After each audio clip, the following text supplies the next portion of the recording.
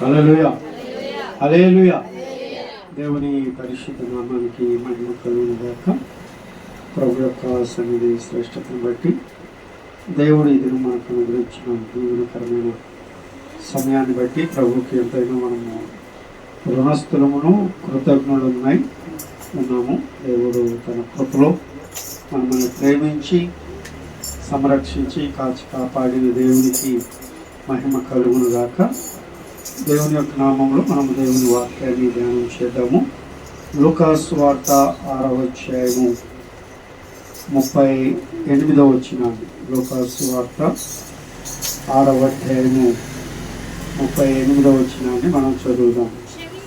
క్షమించుడి, అప్పుడు మీరు క్షమించబడుదురు. చాలండి. ఇక్కడ ప్రభు యొక్క సంవిధానంలో ఈరోజు ప్రభు యొక్క వాక్యము మనకి నియమకరంగా దయచేయను గాక. 38వ వచనంలో మనం చూసినప్పుడు, క్షమించుడి, అప్పుడు మీరు క్షమింపబడుదురు. ఇయ్యుడి, అప్పుడు మీకు ఇవ్వబడును. అణచి కుదిరించి దిగజారునట్లు నిండు కొలతను మనుషులు మీ ఊరిలో కొలుతురు. మీరు ఏ కొలతతో కొలుతురో ఆ కొలతతోనే మీకు మరలా కొలవబడునని చెప్పారు. దేవుడు మనకిచ్చిన శ్రేష్టమైన విషయాల్లో ప్రభు కొన్ని లోకంలో జరుగుతున్నటువంటి విషయాలనే ఆయన కొన్ని జాగ్రత్తలు మనకి తెలియజేశారు. విశ్వాసాన్ని కాపాడుకోవటానికి, ఆత్మీయతను మనం బలపరుచుకోవటానికి, దేవునిలో దైవికమైన కార్యాలు మనం పొందటానికి, దేవుని యొక్క నామానికి మహిమ కలుగునట్లుగా ఆయన చాలా జాగ్రత్తలు చెప్పారు. ఎదుటి వానికి తీర్పు తీర్చొద్దు, అప్పుడు మీరు నేరం చేయబడి వారు అవుతారు. అంతేకాకుండా క్షమించండి, మీరేం చేయబడతారు, క్షమించబడతారు అని చెప్పారు. ఇదే మాటను ప్రార్థనాపూర్వకంగా కూడా ఇదే లూకాసు వార్త 11వ అధ్యాయం 4వ వచనంలో కూడా మరి యేసుక్రీస్తు దగ్గరికి శిష్యులు వచ్చి దేవుని యొక్క సన్నిధానం 11:4 మేము మాకు వచ్చి ఉన్న ప్రతి వారిని క్షమించుచున్నాము కనుక మా పాపములను క్షమించుము, మమ్మల్ని శోధనలోకి తేకము అని పలుకుడని వారితో చెప్పారు. యేసుక్రీస్తు 12 మంది శిష్యులకు కూడా వారికి ప్రార్థన ఎలా చేయాలి అని ఆ ప్రార్థనా విధానాన్ని తెలియజేశాడు. యోహాను బాప్తిస్మం ఇచ్చి యోహాను తన శిష్యులకు ప్రార్థన నేర్పాడండి. మాకు ప్రార్థన తెలియదంటే ఆయన ప్రార్థనని వారికి ఎలా చేయాలో తెలియచేశాడు అనమాట. 2వ వచనం నుండి ఉంటుంది. అందుకు ఆయన, మీరు ప్రార్థన చేయనప్పుడు, తండ్రి నీ నామం పరిశుద్ధపరచబడునుగాక, నీ రాజ్యం వచ్చునుగాక, మాకు కావలసిన ఆహారము దినదినము మాకు దయచేయము అని, మాకు వచ్చి ఉన్న ప్రతి వారిని క్షమించుచున్నాము గనుక మా పాపములను క్షమించుము అని చెప్పి ప్రభు నేర్పే ప్రతి దానిలో క్షమాపణ అంటే క్షమించే గుణము ఒక దేవుని నమ్మిన బిడ్డకి చాలా అవసరం అనేది తెలియజేస్తూ ఉన్నారు. ఒక వ్యక్తిలో మంచి లక్షణం ఏంటంటే క్షమించటము అనేటువంటిది. ఈ క్షమించటము అనేటువంటిది ఏ మనిషిలో ఉండదండి. ఆకలైతే అన్నం పెడతాడు, లేకపోతే బాధల్లో ఉంటే ఏదో ఓదారుస్తాడు, మాట సహాయం చేస్తాడు, ఇబ్బందుల్లో ఉంటే తోడుగా ఉన్నానంటాడు. పరిస్థితులు ఏదైనా మనకి అనుకూలత లేకపోతే ఏదైనా ఉండి అనుకూలత చేయటానికి ప్రోత్సాహపరచబడతాడేమో. కానీ క్షమించటము అనేటువంటిది అది తప్పు కానీ ఒప్పు కానీ ఒకటి పరిస్థితిలో సంభవించినప్పుడు క్షమిద్దాము అంటే క్షమిద్దాము అనే మాట మాత్రం ఎవరికి రానేరాదు. క్షమించటము అనేటువంటిది మానవుని నైజంలో లేనటువంటి ఒక బలమైన చెడు అనమాట. క్షమించటము అనేది అయితే దేవుని వాక్యం చాలా బలమైనది. మానవులందరిలో కన్నా దేవుని నమ్మి ప్రార్థన చేసే మనకి ప్రభు వాక్యం తెలియచేస్తూ ప్రార్థన ఎలా చేయాలో నేర్పిస్తూ ఆ ప్రార్థనలో కూడా క్షమించండి అని నేర్పించారు. మేము మా ఎదుటివారిని క్షమించాం కాబట్టి మీరు కూడా మా పాపములను క్షమిస్తారు. అప్పుడు మనము క్షమించగలిగిన వారిగా ఉంటే దేవుడు కూడా మనల్ని క్షమించగలిగిన వాడిగా ఉంటాడు. అంతేకాకుండా దేవుని యొక్క వాక్యంలో మనము క్షమాపణ పొందుకుంటూ క్షమించగలిగిన గుణము లేకపోతే మనం కూడా చాలా ఇబ్బందులు పడతాం. దేవుని సన్నిధిలో యేసుక్రీస్తు ఒక్కడే క్షమించగలిగిన గుణం కలిగినటువంటి వాడు. ఆయన సిలువలో మొట్టమొదట పలికినటువంటి మాట ఇదే లూకాసు వార్త 23:34 మన సిలువ ధ్యానంలో మొదటి మాటగా మనం ధ్యానం చేశాము. ఈ మొదటి మాటగా తెలియచేస్తూ ఆయనను హింసించిన వారిని, ఆయన్ని కొట్టిన వారిని, ఆయన అవమానపరిచిన వారిని, ఆయన దూషించిన వారిని, ఆయన ప్రాణం తీయుటకు రకరకాల ఇబ్బందులు పెట్టినటువంటి వారిని, నేరము చేయకపోయినా నేరము చేశాడు అని చెప్పి నేరస్తునిగా నిలబెట్టిన వాళ్ళని, ఆయన సిలువ వేయాలని కేకలు వేసిన వాళ్ళని కూడా ప్రభు అయిన యేసుక్రీస్తు ఒకే ఒక మాట చెప్పాడు. ఏమని చెప్పాడు? తండ్రి మీరేమి చేస్తున్నారో కనుక వీరిని క్షమించుము అని చెప్పాడు. నిజంగా అది దేవునికే సాధ్యం. ఎవరికి సాధ్యము? దేవునికే సాధ్యం. మానవులుగా మనకు సాధ్యమైతే నిజంగా మనము దేవుని కృపను అమితంగా పొందిన వారిగా ఉంటాం. దేవుని యొక్క సన్నిధానంలో ఆయన శ్రేష్టతను మనం పొందిన వాళ్ళుగా ఉంటాం. ఇద్దరు అన్నదమ్ములు మనకు తెలుసు, కయ్యూను హేబేలు. ఎవరండి? కయ్యూను హేబేలు. ఇద్దరు అన్నదమ్ముల గురించి మనం చూస్తూ ఉన్నాం. వారిరువురు దేవుని సన్నిధికి అర్పణగా అర్పించడానికి వెళ్ళారు. ఆదికాండము 3వ అధ్యాయం లాస్ట్ భాగంలో ఉంటుంది. దేవుని సన్నిధానంలో 4వ అధ్యాయంలో ప్రారంభించబడతా ఉంటుంది. వారిరువురు దేవుని మందిరానికి వెళ్ళి అర్పణ అర్పిస్తున్నప్పుడు అక్కడ వారిరువురి అర్పణలో దేవుడు అంగీకరించిన అర్పణ, అంగీకరించినటువంటి అర్పణ. దేవుడు వారిని గమనిస్తూ ఎవరు ఆయనకి శ్రేష్టమైన బలి, సమాధానకరమైనటువంటి కృతజ్ఞత అర్పణనిచ్చారో ఆ అర్పణను దేవుడు అంగీకరించాడు. ఎవరు నిర్లక్ష్యంగా అనాలోచనగా ఆయా యుద్ధాములే, ఏదిస్తేమిలే, ఎలా వెళ్తేమిలే అనేటువంటి ధోరణిలో ఉండి దేవునికి భయపడక విధేయత లేక ఇచ్చినటువంటి అర్పణను దేవుడు తిరస్కరించాడు. ఈరోజు దినాల్లో మనము దేవునికి అర్పణ అనేటువంటిది ఒక సేవకుడిగా కానీ, ఒక విశ్వాసిగా కానీ, ఒక ప్రభు నమ్మిన వారిగా కానీ మనము దేవుని సన్నిధిలో దేవుని పని చేసేవారిగా, దేవుని పరిచర్యలో దేవుని కొరకు వాడబడే వారిగా, దేవుని కొరకు మనము సమర్పణ కలిగిన వారిగా ఉన్నప్పుడు ఒక క్షమాపణ అనేది చాలా అవసరమండి. ఆ సమయంలో కయ్యూను హేబేలు మీద విషపు చూపు చూశాడట. హేబేలు మీద లోపల కోపాన్ని పెంచుకున్నాడట. హేబేలు మీద పైకి పలకరిస్తూనే, పైకి బాగుంటూనే చెడు యొక్క ఆలోచన కలిగి ఉన్నాడట. ఎలాగంటే ఇతడు దేవుని చేత ఆరాధనను అంగీకరించబడిన వాడిగా ఉన్నాడు, నా అర్పణ తిరస్కరించబడినదిగా ఉన్నది. ఎలాగుండాలండి? నేను కూడా అలాంటి అర్పణ కలిగి ఉండి దేవుడు అంగీకరించే రీతిగా నేను దేవునికి అర్పణ చెల్లిస్తాను అనేటువంటి మనసు కలిగి ఉండి తన జీవితాన్ని మార్చుకొని అటువంటి అర్పణ ఇవ్వటానికి తనను తాను సిద్ధపరచుకోవాలి. మన జీవితాలు మనం చూస్తూ ఉంటాం ఎన్నో సంఘటనలు. ఒకళ్ళు బాగుంటే, ఒకళ్ళు పచ్చగా ఉంటే సొంత వాళ్ళే వార్చలేకపోతున్నారు, సొంత వాళ్ళే వాటిని జీర్ణించుకోలేకపోతున్నారు. రకరకాలైన ఆలోచనల చేత ఎలాగైనా దాన్ని పాడు చేయాలని ఆ ఇబ్బందికరమైన పరిస్థితుల్లో మనుషులు నెట్టేస్తూ ఉన్నారు. ఇక్కడ కయ్యూను హేబేలును కూడా అలాగనే చూశాడు. కయ్యూను ఏబేలును కూడా అలాగనే ఆలోచన చేశాడు.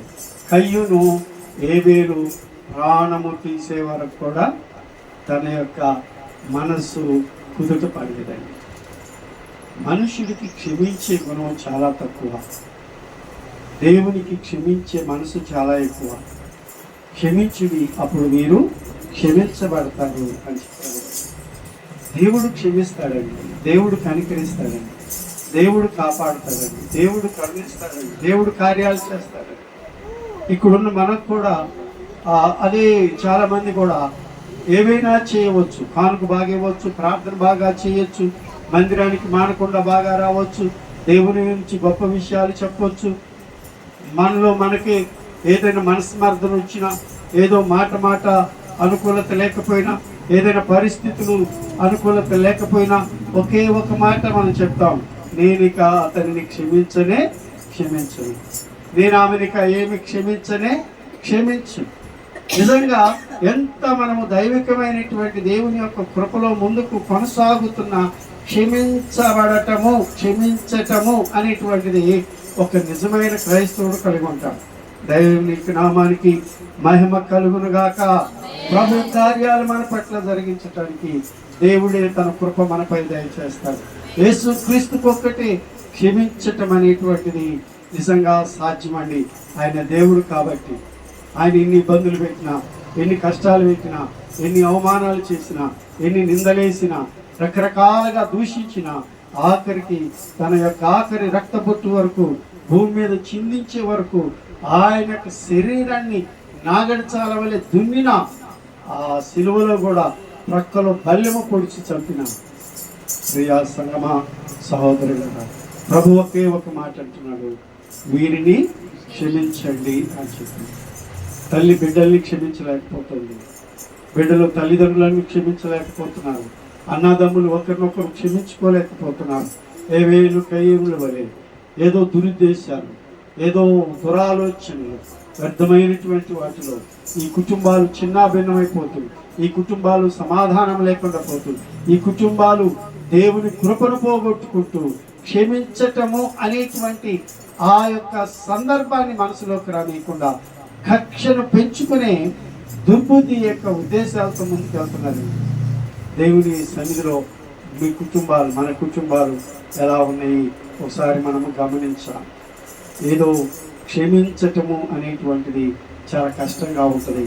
అది దానిని యేసుక్రీస్తు సాధ్యపరిచాడు. బైబిల్లో మరొక వ్యక్తిని మనం చూసినట్లయితే ఆదికాండము 37వ అధ్యాయము 23వ వచనాన్ని మనం చూస్తే, ఆదికాండము 37వ అధ్యాయము 23వ వచనము, యోసేపు తన సహోదరులకు యొద్దకు వచ్చినప్పుడు వారు యోసేపు అంగీని అతడు తొడుగుకొని ఉండిన ఆ విచిత్రమైన నిలువుటంగీని చించి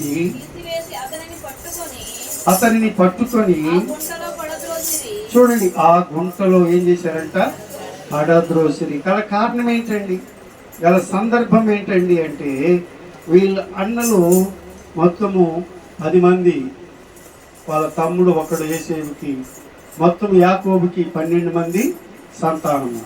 ఈ 10 మంది కూడా గొర్రెలు మేపుడు కొరకు అరణ్యానికి వెళ్ళారండి. ఆ అరణ్యానికి వెళ్తే వారి తండ్రి గారైన యాకోబు యోసేపు చేత వారికి ఆహారాన్ని ఇచ్చి పంపించాడండి. ఆహారాన్ని ఇచ్చి పంపించినటువంటి సమయంలో దేవుని యొక్క నామమును బట్టి యోసేపు వారికి ఆహారాన్ని తీసుకొస్తున్న సందర్భంలో ఇదిగో దూరం నుండి చూశారంట. ఈ 18వ వచనములో రాస్తూ ఉంటాడు, అతడు దగ్గరకు రాకమునుపు వారు దూరం నుండి అతన్ని చూచి చంపుటకు దురాలోచన చేసిరి. వారు ఇదిగో ఈ కలలు కలువాడు చుచున్నాడు, వీని చంపి ఇక్కడున్న ఒక గుంటలో పారవేసి దుష్ట మృగం వీని తినివేసినని చెప్పుదము. దేవునికి మహిమ కలుగును గాక. ఏం చేసినటువంటి నేరమండి, వాళ్ళు చేసిన తప్పు ఎత్తి చూపటం. యోసేపు చేసిన నేరము, అన్నలు చేస్తున్న తప్పు తండ్రి దగ్గర కంప్లైంట్ ఇవ్వటం, దేవుడిచ్చిన దర్శనాన్ని వారితో పంచుకోవటం, దేవుడిచ్చినటువంటి ఒక శ్రేష్టమైన ఆశీర్వాదపు దీవెన అతడు పొందుకోవటం.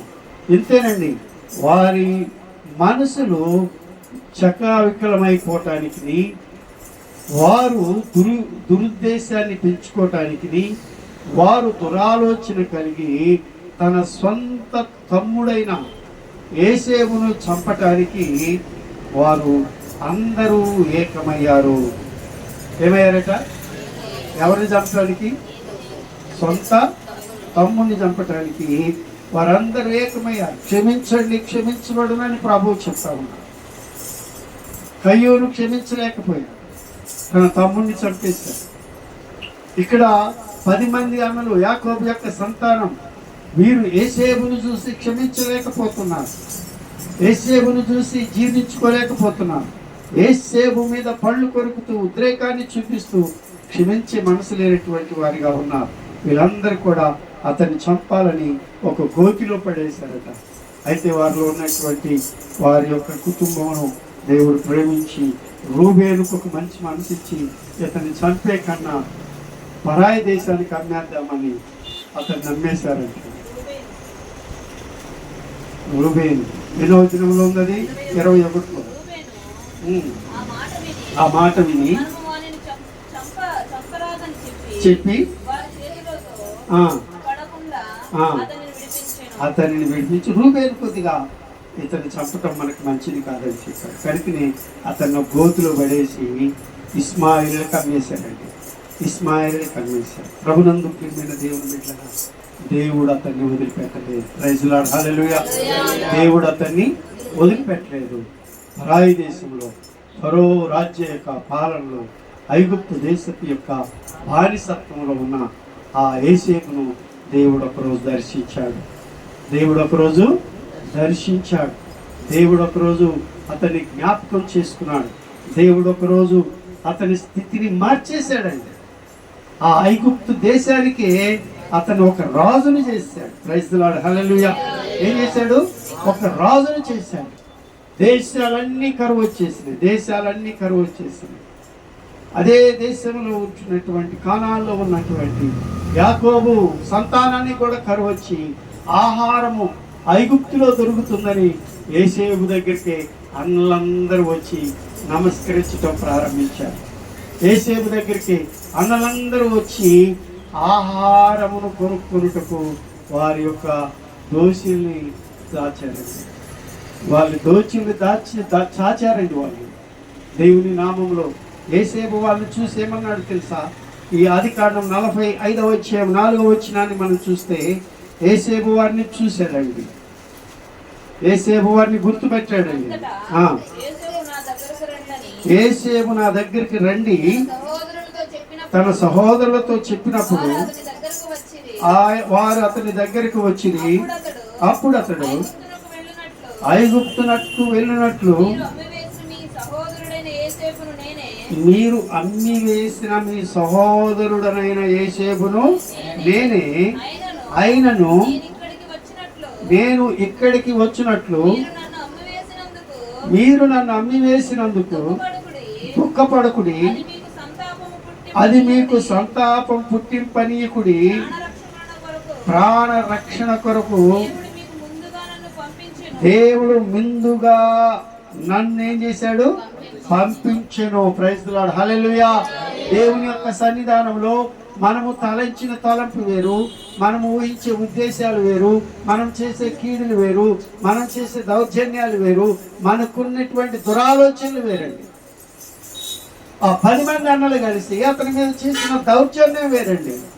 కానీ దేవుని ప్రణాళిక వేరు. దేవుని యొక్క ప్రణాళిక యేసేపు మీద వేరుగా ఉంది. వారు ఎన్ని రకాలైనటువంటి నిందలతో అవమానాలతో అతనిని అమ్మివేసిన, బానిసత్వానికి బానిసగా అమ్మివేసినా కానీ దేవుని ఉద్దేశం వేరుగా ఉంది.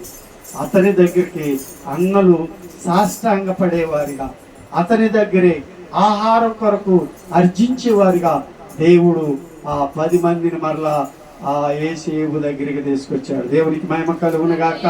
యేసేపు ఎదుట మోకరించున్నాడు. ప్రియమైనటువంటి సంగమా, దేవుని బిడ్డలారా, యేసేపు యొక్క ఒక శ్రేష్టమైన గుణము నీలాంటి నాలాంటి వ్యర్థమైనటువంటి మనుషులకున్న గుణం లాంటిదిగా లేదండి. అది యేసేపు కయ్యూను లాగలేదండి. యేసేపు వ్యర్థమైనటువంటి ఆలోచనతో లేదండి. వారి అన్నలను చూసి క్షమిస్తా ఉన్నాడు. వాళ్ళ అన్నలను చూసి ఏం చేస్తున్నాడు? క్షమిస్తా ఉన్నాడు.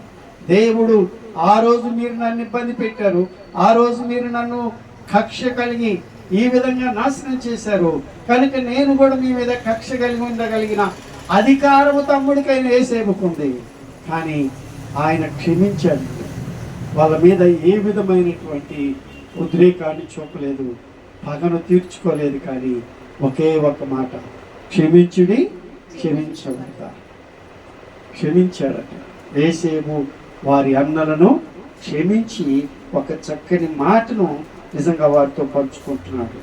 దేవుని యొక్క నామములో, దేవుని యొక్క సన్నిధిలో ఆయన అంటున్నాడు, ఆయనను నేను ఇక్కడికి వచ్చినట్లు మీరు అమ్మి వేసినందుకు దుఃఖపడకుడి, అది మీకు సంతాపం పుట్టింపనీకుడి, ప్రాణరక్షణ కొరకు దేవుడు ముందుగా నన్ను పంపించెను. వీళ్ళందరూ అతన్ని చంపేయాలని, ఇక బానిసగా పోతే ఇక అతడు దేనికి పనికిరాడు, అతని పేరే ఉండదు, అలా బానిసత్వంలో ఉండి దిక్కులేని సాగు చేస్తాడు. ఇక అతని పేరు భూమి మీద ఉండదు, అతని రూపం భూమి మీద ఉండదు. అన్నంలో ఉన్న మనస్తత్వం ఎంత భయంకరమైనది, అన్నంలో ఉన్న దురుద్దేశం ఎంత భయంకరమైనది, అన్నంలో ఉన్న చెడు ఆలోచన ఎంత భయంకరమైనదండి. క్షమించలేకపోతున్నారు, క్షమించి మనసు లేకుండా పోతున్నారు.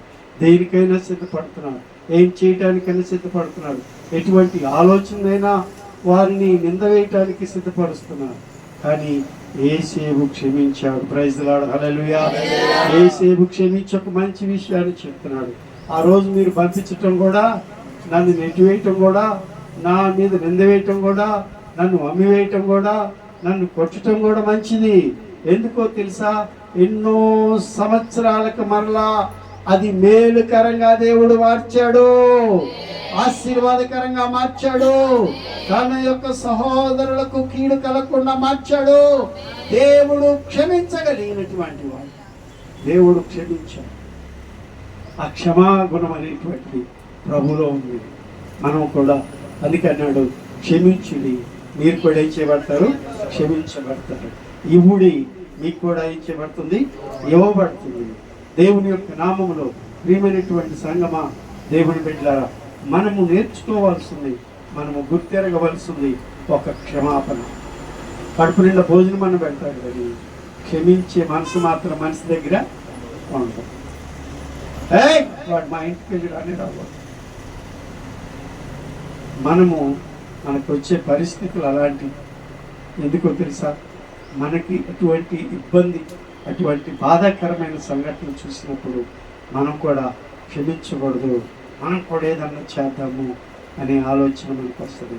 కానీ యేసేపు కళ రాలేదు, యేసయ్య కళ రాలేదు.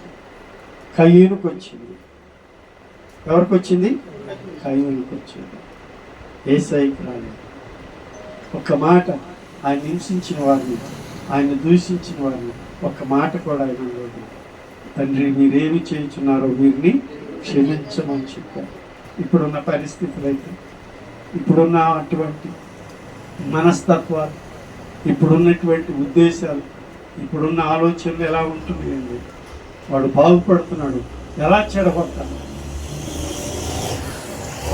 వాడు ఎలా పాడైపోవాలి, వాడి ఆస్తి నేను ఎలా సంపాదించుకోవాలా, వాడికి ఉన్నటువంటి సర్వహక్కులు నేను ఎలా పొందుకోవాలా, అలా పొందుకోవాలంటే ఏం చేయాలి? ఏమన్నా చేస్తున్నారు,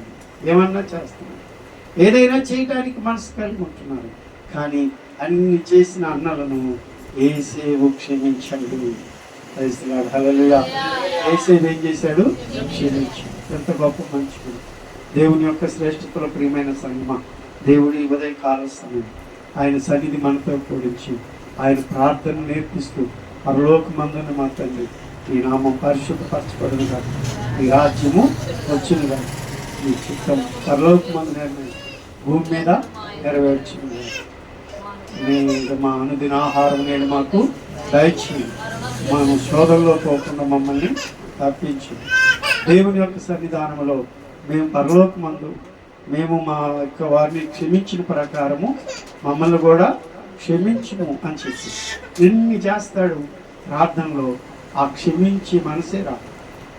ఇదే ప్రార్థన చాలా సంఘాల్లో ఆఖరి ఆశీర్వాదకరంగా ఇస్తూ ఉంటారు.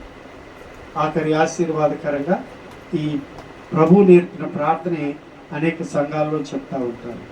కానీ ఆ చెప్పబడిన ఆ వాక్యంలో అది నెరవేర్చగలిగినటువంటి ఆ వ్యక్తులు ఎంతమంది ఉండగలిగారు? ఆ ప్రార్థన, అది ప్రభు నేర్పిన ప్రార్థన, ఆ ప్రార్థన పలుకుతున్న మనము ఆ ప్రార్థనలో ఉన్న భావాలు మనము దాని ప్రకారము అనుసరించగలుగుతున్నాము, దాని ప్రకారము మనము లోబడగలుగుతున్నాము. దేవుని యొక్క సన్నిధి, దేవుని యొక్క కృప మనకి ఇవ్వబడింది. ఆయన ప్రార్థన చేయమన్నాడు కానీ ప్రార్థన చేస్తాము అంటారే కానీ ఆ ప్రార్థన యొక్క ఆత్మీయ అనుభవపు యొక్క ఆ నడిపింపు మనం కలిగి ఉండలేదండి.